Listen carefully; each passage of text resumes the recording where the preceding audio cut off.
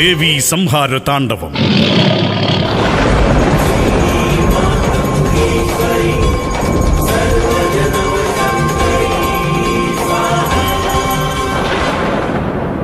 ശക്തനും ദുഷ്ടനുമായ ദുർഗമാസുരൻ ദേവന്മാരുടെ നാശത്തിനായി ആഗ്രഹിച്ചു.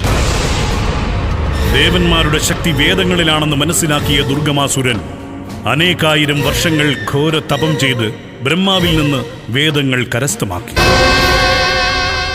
അന്നു മുതൽ പ്രപഞ്ചം താപം കൊണ്ട് കലുഷിതമായി. മാനവകുലവും ജീവജാലങ്ങളും ചത്തൊടുങ്ങി. ദേവന്മാർ ഓടിയൊളിച്ചു. പ്രപഞ്ചം താപത്തിൽ വെന്തൊടുങ്ങി. ഇതിൽ നിന്ന് രക്ഷ നേടാൻ ഒരു കൂട്ടം ബ്രാഹ്മണർ ഹിമാലയത്തിൽ ദേവീ പ്രീതിക്കായി അഹോരാത്രം തപസ് ചെയ്തു.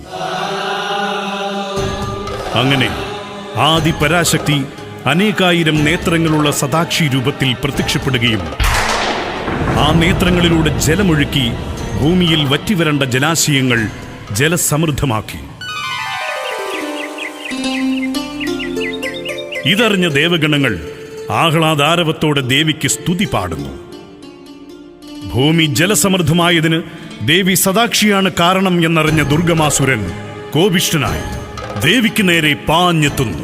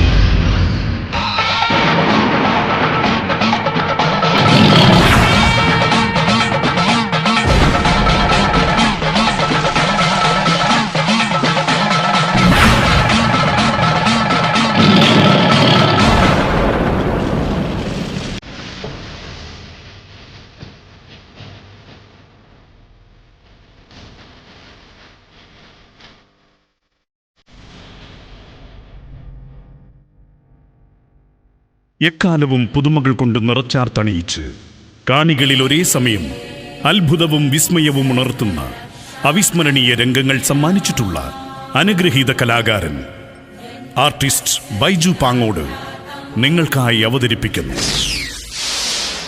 ദേവീ സംഹാര താണ്ഡവം. ദേവീ സംഹാര താണ്ഡവം. ദേവീ സംഹാര താണ്ഡവം.